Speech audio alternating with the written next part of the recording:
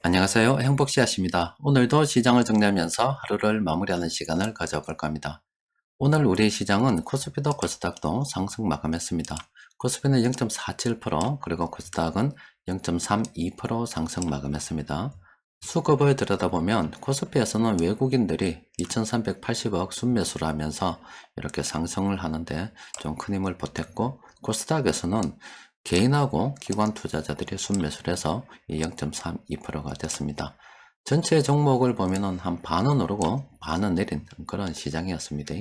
상승폭은 크지 않습니다만은 오늘 우리 시장에 있었던 이벤트에 비하면은 참 양호한 수준이죠. 오늘 우리나라에서는 기준금리 인상이 있었습니다. 이번에 0.5%를 올리면서 3%가 됐는데, 이 3%는 예전에 2013년도에 우리가 잠시 구경을 했었습니다. 그 이후에 거의 10년 가까이 되는 시간 동안에 우리는 이런 높은 기준금리를 경험한 적이 없었습니다. 이 시기를 저물가 저성장 시대라고 이야기하잖아요. 그런데 저물가 저성장 시대는 온데간데 없어지고, 지금은 고물가 저성장에서 스태그플레이션 이런 이야기를 하고 있는 그런 상황입니다. 이때만 하더라도 이 중간에 이 기간 동안에요, 저물가가 오랜 기간 고착이 되다 보니까 실제 세계 무역 규모도 2008년 미국발 금융위기 이후로 크게 늘어나지 않았습니다.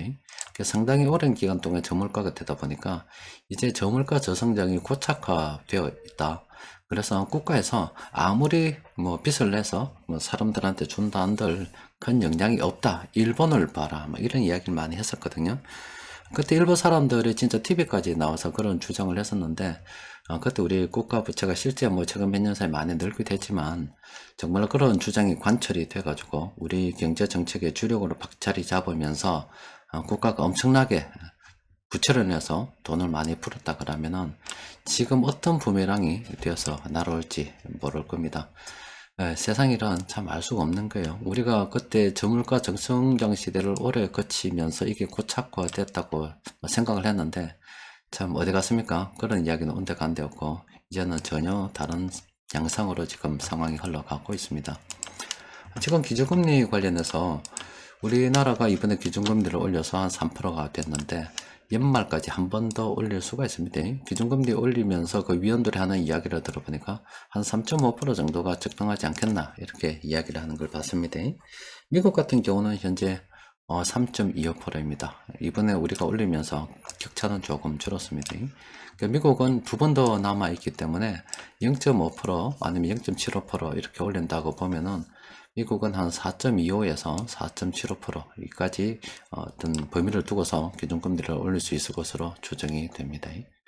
이번에 우리나라도 이렇게 기준금리를 0.5% 이렇게 올릴 수밖에 없었던 이유는 미국하고 기준금리 격차가 커지다 보니까 위안시장에서 여러가지 문제가 발생이 되버려서 또 위안 부유구도 실제 줄어드는 거 우리가 눈으로 보게 되었고, 또 이 강달러로 인해서 환율 시장이 불안하니까 연결이 돼가지고 물가까지 문제가 되다 보니, 참 그동안 우리는 이 경제는 계속 살아나고 있어서 경제가 죽으면 어떡하나 이 고민이 되어서 기준금리를 0.25% 이렇게 인상을 했는데, 이번에 0.5% 이렇게 올릴 수밖에 없었던 이유는 여러 가지 어떤 국내의 문제, 어떤 수요 위축이라든지 파산의 문제를 고려한다더라도 일단은 급선무는 빨리 미국하고 이 환율 시장의 기준금리 격차를 줄여서 이 외환 시장을 안정시키는 게 더 급선무다, 이런 판단이 들어서 기준금리를 이렇게 올리게 된 것 같습니다. 여튼 이번에 기준금리를 이렇게 올림으로 인해서 부채가 많은 분들 상당히 어렵게 됐습니다. 모두 다 유동성 관리 잘 해야 됩니다. 오늘 같은 경우는 사실 관망하는 게 사실 맞은데, 수급적으로 보면은 조금 이상합니다. 지금 보면은 지금 오늘 외국인 투자자들이 순매수를 했죠.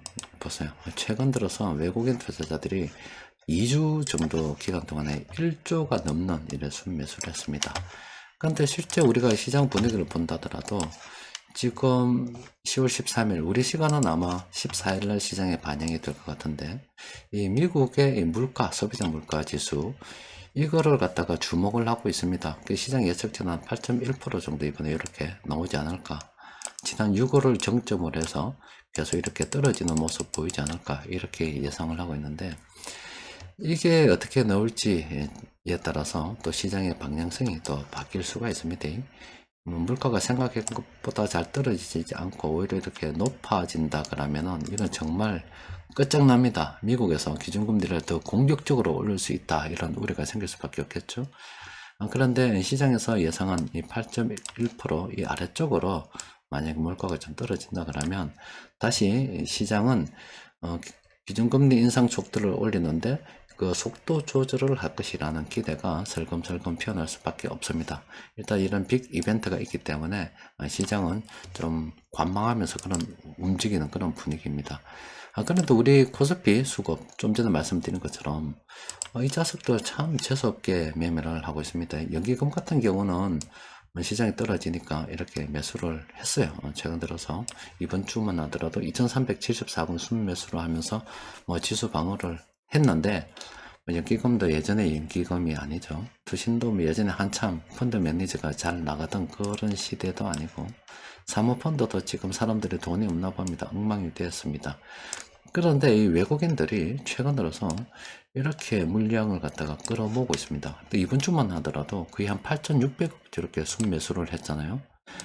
그래서 외국인들이 어떤 종목 매수했는가 보면, 먼저 업종부터 좀 보도록 합시다. 외국인 투자자들은 어렵다 하더라도 이 전기전자 업종 가장 많이 매수했습니다. 아래쪽에 삼성전자 보니까 SK하이닉스하고 삼성전자 두 개 종목 엄청나게 많이 매수했는데, 다음으로는 운송 장비 업종을 이렇게 매수했고요. 그리고 화학, 유통, 의약품 이런 업종 외국인들이 순매수를 했습니다. 외국인들은 지금 현재 싸다고 또 아니면 우리가 우량 종목이라고 하는 거, 이 자석들 지금 물량을 계속 모아가고 있습니다. 실제 구체적인 지난 최근 1주 동안 외국인들이 순매수한 종목들 보면은 SK하이닉스, 삼성전자, 삼성 SDI, LG화학, 현대모비스, 셀트리온, KTNG, 이거 거의 우량한 종목들, 대한항공도 여기 들어가 있습니다. LG이노텍, LG디스플레이 해가지고 이런 종목들 외국인들이 지금 이렇게나 많은 순매수를 했습니다. 시장은 지금 굉장히 공포 분위기가 조성되어 있죠. 금융 투자에 매도만 한다 하더라도 분명하죠. 외국인 투자자들이 스물을 지금 매수하면서 현물을 갖다가 매도 유도하고 있는 거죠. 그렇게 되다 보니 지금 현물을 외국인들이 싸게 지금 매수를 하고 있기 때문에 물량을 모아가고 있다는 겁니다. 시장은 지금 굉장히 공포스러운 분위기로서 주식 투자를 해야 되니 말아야 되니 연일 쏟아지는 악재로 정신을 못 차리고 있는데, 외국인들은 저렇게 물량을 모아가고 있다는 거 우리가 주목을 할 필요가 있겠습니다. 저런 종목들은 쭉 정리를 해보고요. 이런 것들 변곡점 지표 살펴보면 대번에 알죠. 예를 들어서 셀트리온입니다. 셀트리온 같은 경우 변곡점 지표가 지금 12단 말입니다. 이거 장기적 관점에서 관심을 가져야 되겠죠. 그럼 이거 몇 종목 눌러보면 이 중에서 우리가 관심을 가져야 되는 종목들, 가지지 말아야 되는 종목들 금방 구분이 가능하기 때문에 이런 것들 우리가 정리를 해보고, 외국인들이 야금야금 먹고 있으면 형편이 안 되면 어쩔 수 없지만, 형편이 된다 그러면은 야금야금 우리도 외국인 덕에 올라탈 필요는 있을 것 같습니다. 일단 오늘 시장 수급에 들여다보면 외국인들의 매수가 전기전자 업종으로 거의 다 이렇게 쏠려 있긴 하지만 다른 업종 이 매매도 만만치 않습니다. 외국인 투자자들은 현재 물량을 모아가고 있다라고 보셔야 됩니다. 물량을 지금 최근 들어서 현물 특히 모아가고 있습니다. 저렇게 하다 또 시장 반등이 일어나게 되면 또 자기들 팔아먹을 수 있겠죠. 어쨌든 간에 저가에 지금 걔들은 물량을 모아가고 있습니다. 수급 분석표를 통해서 오늘 세력들이 어떤 종목 매수했는지 살펴보니까 이렇게 7개 종목이 됩니다. 몇 종목 안 되니까 각 개별 종목 들여다보면은 일단 DL 이 종목은 장기적 관점에서 관심을 가져볼 만한 그런 위치에 있습니다. 지난번 이렇게 공포 지수가 찍힌 다음 이후로 크게 오르지 않았습니다. 이런 것들은 긍정적으로 관심을 가져볼 필요가 있는데, 반드시 현금 흐름 동시에 챙겨 봐야 되겠죠. 롯데지주는 지금 현 시점에서 접근하기가 곤란한 그런 상황이죠. 딱 보다 알겠죠. 아시아제지 같은 경우는 단기적인 상승 기대할 수 있을 것 같습니다. 이런 상승 반전 신호가 나오면 예전처럼 단기적으로는 뭐 조금 올라갈 수도 있는데, 그렇지만은 현 시점에서 접근하기는 좀 곤란한 그런 상황입니다. 원익 IPX도 지금 현재 접근하기는 좀 곤란한 그런 상황입니다. 이거는 하이비전 시스템인데, 요거는 현 시점에서 접근하기가 곤란하죠. 한미글로벌도 곤란합니다. 하나솔루션도 곤란합니다. 자, 변곡점 지표로 등수 정리해보면 오늘 이렇게 8개 종목이 검색이 됐거든요. 이런 종목들은 우리가 관심을 가지고 살펴볼 필요가 있겠습니다. 자, 이번에 기준금리를 올려서 미국하고 기준금리 차가 얼마 되지 않습니다. 우리는 한국은행에서 독자적인 어떤 금리 정책, 우리 국내 사정을 보고서 편라 그래도 미국으로부터 자유롭지 못합니다. 또 그리고 우리나라 안에서 돌아다니는 돈은 우리나라 돈만 있는 게 아니라 우리나라 안에서 미국 돈도, 그리고 유럽 돈도, 중국 돈도, 일본 돈도, 뭐 각각 비중은 다르겠지만 다른 나라 돈도 동시에 이렇게 돌아다니고 있습니다. 그중 가장 큰 게 이 미국 돈이거든요. 미국 돈이 저렇게 빠른 속도로 빠져나가기 때문에 우리도 이 교환 비율에서 상대평가로 되잖아요. 달러가 있으면 우리 한국 돈의 이 비율이 되는데 맞추지 않을 수 없습니다. 미국의 이 금리 정책은 독립적일 수 없다는 겁니다. 앞으로도 미국에서 강하게 저렇게 기준금리를 또 막 올리고 간다면 우리도 따라갈 수 없을, 그럴 수밖에 없을 거예요.